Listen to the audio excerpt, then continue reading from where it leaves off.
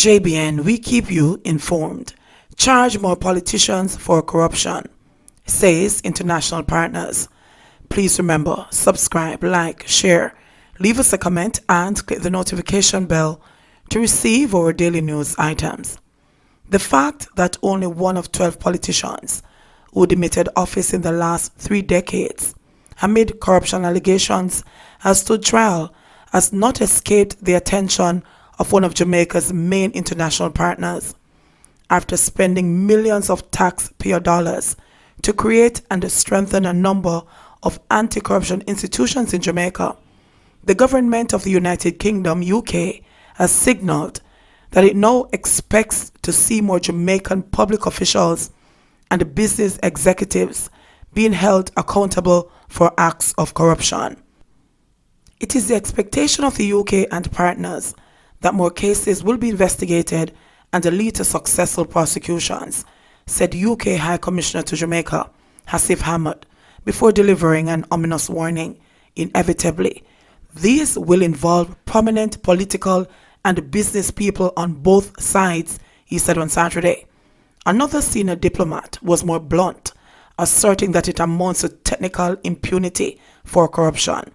If no one is held accountable for their failures, we have to ask, what is the disincentive for those who want to enrich themselves illegally, or those who want to enjoy lucrative posts on boards without discharging their responsibilities? The diplomat questioned. Many brave Jamaicans of the highest integrity are working hard to change this, but are they getting the legislative and financial support they need and deserve?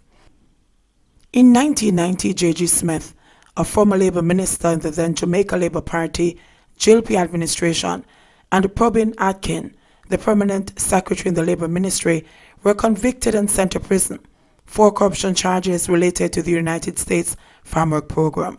Since then, successive JLP and People's National Party PNP administrations have been dogged by a laundry list of scandals, some involving allegations that hundreds of millions of dollars were misused.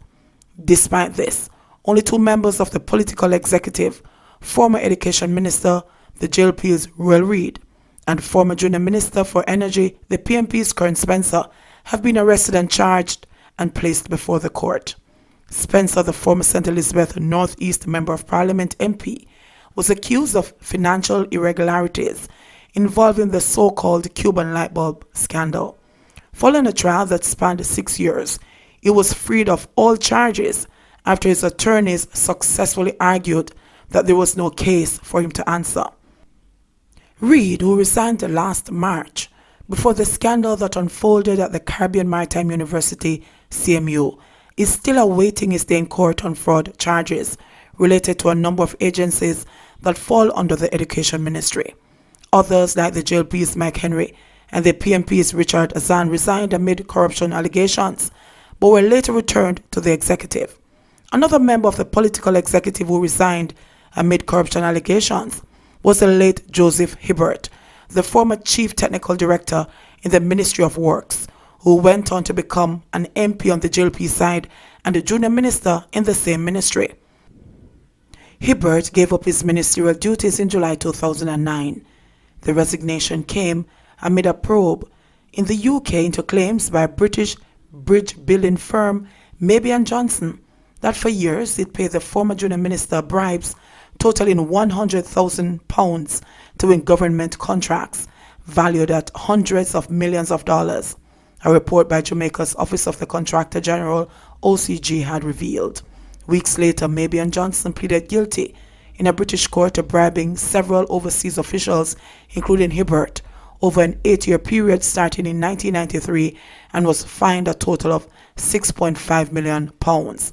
The 401-page OCG Special Investigation Report concluded in October 2009 that Mr. Hibbert was indeed bribed by Mabey and Johnson and did knowingly and willingly receive and accepted bribes from Mabey and Johnson. However, he was never charged with any criminal offense and maintained his innocence up to his death in 2013. One senior attorney believes Jamaica's failure to successfully prosecute corruption cases is due mainly to poor investigations and a dismal prosecution. Paula Llewellyn, Director of Public Prosecutions, declined to comment for the story. The attorney, who wished not to be named, argued that the investigative arms of the state's law enforcement apparatus lack the capacity to handle corruption-related cases. Half of them don't have the intellectual capacity, and so they lie. And a good cross-examiner doesn't have much difficulty showing that they're lying, the attorney said. They go on a feeling, a belief that there was something untoward. And also you investigate. If you have that feeling, go find the document or the behavior on the part of the suspect that can support it. Hamad believes the people of the UK and Jamaica are entitled to greater reassurances that their funds are properly accounted for. For the greater good of Jamaica, anti-corruption measures have to be more effective than they have been in the last decade, he said. JBN, we keep you informed.